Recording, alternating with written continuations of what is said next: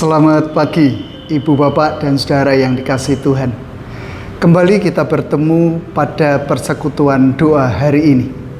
Dan kembali kita diajak bersama-sama mensyukuri akan setiap berkat Tuhan, kehidupan, bahkan hari pemberian Tuhan yang senantiasa baru. Dan di dalamnya kita hendak bersama-sama kembali belajar memahami akan firman Tuhan, sebagian tentu saja. Dan oleh sebab itu saya mengajak kita semua untuk datang terlebih dahulu di dalam doa. Kita berdoa. Allah Bapa di dalam surga, senantiasa mengucap syukur atas kasih setiamu, atas anugerahmu, atas pemeliharaanmu, atas berkat-berkatmu yang sungguh luar biasa untuk boleh kami terima dan kami rasakan. Pagi hari ini kembali kami bangun, kembali kami menikmati berkat Tuhan. Kembali kami hendak memasuki kehidupan. Dan biarlah Tuhan sendiri yang menyertai kehidupan kami hari ini ke depan. Terlebih saat ini kami juga hendak bersama-sama belajar memahami akan karya dan kehendak Tuhan melalui sebagian firman Tuhan. Oleh sebab itu biarlah Engkau sendiri yang membuka pintu batin kami, telinga, pemikiran, dan kehidupan kami senantiasa tertuju kepada Tuhan sendiri. Hamba-Mu yang penuh dengan kelemahan, Engkau sendiri yang akan memampukan hamba-Mu untuk boleh berkata-kata sesuai dengan kehendak Tuhan sendiri. Menyerahkan waktu ini sepenuhnya dari awal hingga sampai akhir ke dalam tangan kuasa-Mu. Dan hanya di dalam nama Tuhan kami Yesus Kristus kami berdoa. Amin. Ibu Bapak Saudara yang dikasihi Tuhan, pagi hari ini kita hendak bersama-sama belajar dari Injil Lukas 8. Saya hendak membacanya mulai ayatnya yang ke-22 sampai 25. Lukas 8 ayatnya yang ke-22 sampai 25. Lembaga Alkitab Indonesia memberikan bingkai dengan judul Angin Ribut Diredakan. Pada suatu hari Yesus naik ke dalam perahu bersama murid-muridnya. Dan ia berkata kepada mereka, "Mari kita pergi ke seberang danau." Mereka pun bertolak. Ketika mereka sedang berlayar, Yesus tertidur. Lalu turunlah topan ke danau, sehingga perahu itu kemasukan air dan mereka berada dalam bahaya. Murid-muridnya datang membangunkan dia, katanya, "Guru, Guru, kita binasa." Ia pun bangun lalu menghardik angin dan air yang mengamuk itu. Angin dan air itu pun reda dan danau itu menjadi teduh. Lalu katanya kepada mereka, "Di manakah kepercayaanmu?" Mereka pun menjadi takut dan heran, lalu berkata seorang kepada yang lain, "Siapakah sebenarnya orang ini, sehingga ia memberi perintah kepada angin dan air dan mereka taat kepadanya?" Demikian pembacaan saya, dan yang berbahagia tentu kita semua yang mau mendengar, memelihara firman Tuhan, bahkan melakukan dengan setia dalam kehidupan sehari-hari. Haleluya. Amin. Ya Ibu Bapak dan Saudara yang kasih Tuhan, perkenankan saya membaca ulang ayatnya yang ke-24 dari Lukas 8. Lukas 8 ayat 24 saya mengulang demikian. Murid-muridnya datang membangunkan dia, katanya, "Guru, Guru, kita binasa." Ia pun bangun lalu menghardik angin dan air yang mengamuk itu. Angin dan air itu pun reda dan danau itu menjadi teduh. Ya Ibu Bapak dan Saudara yang kasih Tuhan, nampaknya kalau kita mencoba untuk menganalisis apa yang terjadi di dalam peristiwa yang oleh Lembaga Alkitab Indonesia diberi judul Angin Ribut. Angin ribut diredakan. Ada kekacauan di sana. Tetapi bukan hanya kekacauan, ada kekhawatiran, ada ketakutan, ada keputusasaan. Walau hal itu terjadi di danau. Ada ungkapan danau di sana. Mari kita pergi ke seberang danau, dituliskan di ayat yang ke-22. Kita tahu betul bahwa danau berbeda dengan sungai, berbeda dengan laut tentu saja. Ya wong danau. Tetapi nampaknya ketika lalu di dalam danau itu ada angin ribut, mungkin lalu menerjang perahu yang mereka tunggangi. Nampaknya tidak berbeda, tidak jauh berbeda dengan kondisi ketika sebuah kapal berada di lautan. Mungkin goncangannya sudah semakin hebat, sehingga mereka berpikir bahwa kehidupannya akan tamat pada hari itu. Aku akan mati pada saat ini juga. Padahal mereka menumpukan harapan itu kepada Yesus. Karena Yesus ada di dalamnya, Yesus yang mengajak menyeberang ke danau itu, seberang danau itu. Tetapi yang mengajak dalam tanda kutip menurut mereka kok kurang bertanggung jawab. Mungkin ya, mungkin. Kenapa saya katakan itu? Karena di sana dikatakan bahwa Tuhan Yesus tertidur. Waduh, ini navigasinya tidur nih. Harapan yang aku damba-dambakan itu ternyata kok lengah. Mereka lupa bahwa Tuhan Yesus memiliki kuasa atas semuanya. Saya bisa mengatakan itu karena bagaimanapun juga mereka bergaul dengan Yesus. Setiap hari bersama-sama dengan Yesus, mereka lihat apa yang Yesus kerjakan. Sehingga patut dan layak ketika Tuhan Yesus mengatakan, di manakah kepercayaanmu? Seseorang yang memiliki kuasa walaupun dia sedang tidur, walaupun dia sedang ngobrol ngalor ngidul, walaupun dia seolah-olah lengah, Maha Kuasa loh.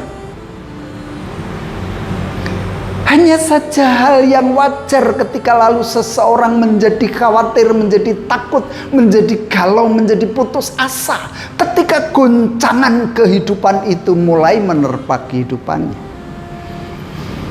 Betul ya? Jadi kalau orang takut itu wajar sebetulnya. Takut kecoa, takut kegelapan, takut menjalani kehidupan, takut untuk bekerja, memulai bekerja paling tidak. Takut kalau tidak bisa mengerjakan soal. Takut untuk berhadapan dengan orang lain. Takut untuk berumah tangga, takut untuk memiliki anak, takut untuk membina kehidupan bersama, dan banyak hal yang lain. Takut. Boleh, itu manusiawi, tetapi jangan sampai ketakutan itu lalu menjadi fobia dalam kehidupan ini. Ketakutan yang lalu menjadikan hidupnya stres, depresi, dan lalu mandek di tengah jalan. Hari ini para muridnya ditegur, para murid Yesus ditegur oleh Yesus. Di manakah kepercayaanmu? Kalau boleh saya mengatakan dengan kata lain, engkau telah melihat kehidupanku, engkau telah melihat karyaku, engkau telah melihat apa yang aku lakukan selama ini, tetapi kenapa engkau menjadi ragu-ragu, kenapa engkau menjadi takut, kenapa engkau menjadi cemas menghadapi semuanya? Bukankah walaupun aku tertidur, tetapi aku memiliki kuasa untuk meredakan angin ribut, meredakan ombak lautan yang besar itu? Mengapa lalu kamu tidak menjadi tenang menjalani semuanya? Karena ada aku di antara kamu. Dan bahkan teguran itu bukan hanya tertuju kepada para murid Yesus pada waktu itu, ibu, bapak, dan saudara yang dikasihi Tuhan. Teguran itu juga menimpa kehidupan kita. Saat kita menjalani hari-hari panjang pemberian Tuhan, oke, saya katakan bahwa kehidupan kita ini bagaikan berada di kapal yang mengarungi samudra raya. Iya, betul. Lautan itu tidak tenang-tenang saja mengalir sedemikian rupa. Tetapi kadangkala angin itu menggoda kita. Angin itu datang kepada kita, bahkan ombak itu mulai membesar dalam kehidupan kita. Kita diperhadapkan dengan berbagai macam persoalan hidup.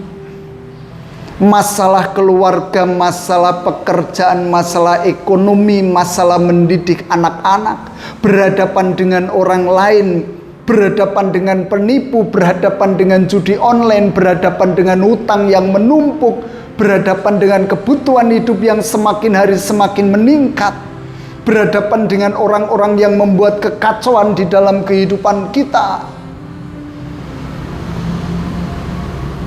Kita diingatkan, saat ini, di sini, waktu ini, Yesus ada bersama dengan kamu. Yesus memiliki kuasa, Yesus memiliki kehendak, Yesus memiliki otoritas dalam kehidupan kita. Yesus sanggup mengalahkan semua persoalan kehidupan kita, saudara. Takut, oke, ayo kita takut. Tetapi jangan sampai takut itu menguasai kita. Jangan sampai takut itu menjadi sebuah fobia, sehingga kita tidak ingat lagi bahwa ada juru selamat yang sanggup menolong kita. Tidak lagi ingat ada Yesus yang menyertai sepanjang kehidupan kita. Jangan sampai lalu kita menjadi lupa Yesus terus menanggung kehidupan kita. Oleh karena itu, mari terus-menerus mengandalkan Tuhan. Di depan, di samping, kanan, kiri, di bawah, di atas, di belakang ada Yesus yang menyertai kita. Tidak ada alasan untuk kita lalu menjadi takut. Ayo jalani semuanya dengan baik, dengan ikhlas, dengan rasa syukur, apapun itu. Mungkin ekonomi kita sedang morat-marit saat ini. Andalkan Yesus. Mungkin penyakit itu mulai menggerogoti tubuh kita. Ada Yesus di dalamnya. Saya tidak mengatakan bahwa kita hanya pasrah sumarah doang, pasif, tetapi juga berusaha. Ada Yesus di antara kita. Jangan lalu juga menggambarkan bahwa Yesus itu melindi hadir ke tengah-tengah kehidupan kita. Mungkin kita lalu menjadi takut juga. Aduh, waktu ini wis cedak. Bayangkan bahwa Yesus bisa menggunakan siapa saja untuk menolong kehidupan kita.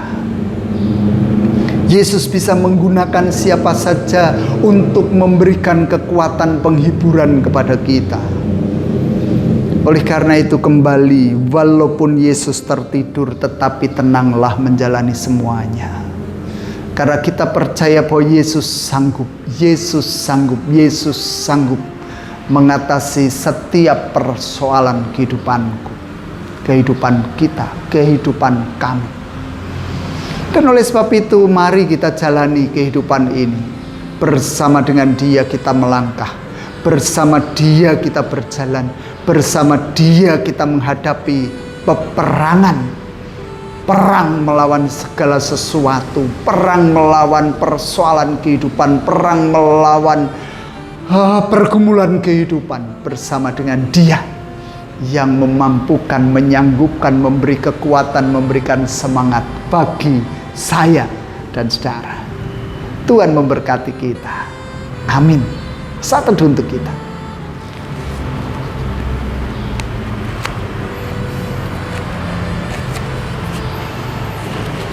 Bersama-sama kita datang pada Tuhan di dalam doa, kita berdoa. Allah Bapa di dalam surga, Engkau sumber kehidupan. Engkau sumber berkat. Engkau sumber karunia. Kami mengucap syukur kalau pagi hari ini kembali Engkau mengingatkan kami supaya kami tidak takut menghadapi badai kehidupan dunia. Karena ada Engkau. Untuk apa kami takut? Bahkan menjadi fobia di dalam kehidupan kami. Namun Tuhan, kami juga menyadari bahwa kami ini lemah, kami rapuh, kami tak berdaya. Kedagingan kamilah yang sering kali mengakibatkan kami terjatuh. Oleh sebab itu jangan pernah tinggalkan kami ya Tuhan. Iring langkah perjuangan kami, sertai perjuangan kami, lawat kehidupan kami dari hari ke hari hingga sampai Engkau memanggil kami pulang. Kami layak untuk menerima kasih-Mu ya Tuhan.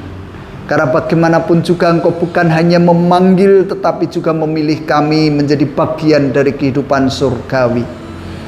Oleh sebab itu setiap kelemahan, setiap kerapuhan, setiap keringkian jiwa dan raga kami persembahkan ke dalam tangan kuasa Tuhan.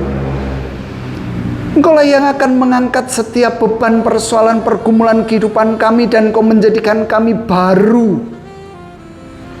Dan kami percaya Engkau tidak pernah meninggalkan kami sedetik pun saat kami setia. Saat kami terus berjalan pada rel yang telah Engkau tentukan. Saat kami menaati firman-Mu dengan sungguh-sungguh walaupun banyak sekali godaan itu hadir. Kami percaya Tuhan senantiasa ada bagi kami. Oleh sebab itu, kami hendak serahkan setiap persoalan pergumulan kehidupan kami ke dalam tangan kuasa Tuhan. Demikian pun dengan apa yang dihadapi oleh anak-anak kami pada masa kini. Dengan pergumulan-pergumulan mereka, dengan pergaulan mereka, dengan emosi mereka, dengan kejiwaan mereka, dengan studi mereka, dengan pekerjaan mereka. Tuhan topang semuanya. Terima kasih Tuhan. Dan kami hendak mengakhiri persekutuan kami, namun terlebih dahulu biarlah Engkau sendiri yang mendengar apa yang menjadi seruan pribadi kami saat ini.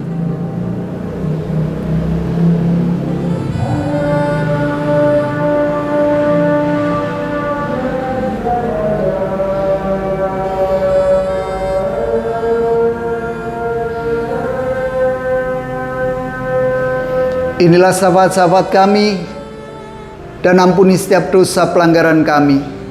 Hanya di dalam nama Tuhan kami Yesus Kristus, doa permohonan ini kami naikkan. Amin. Demikian Ibu Bapak Saudara yang bisa kita lakukan bersama pada pagi hari ini. Terulah semangat untuk menjalani hari-hari panjang kita, sebab Tuhan menyertai saya dan saudara. Selamat berjuang dengan semangat yang berasal dari Tuhan Yesus Kristus. Tuhan memberkati kita semua. Amin.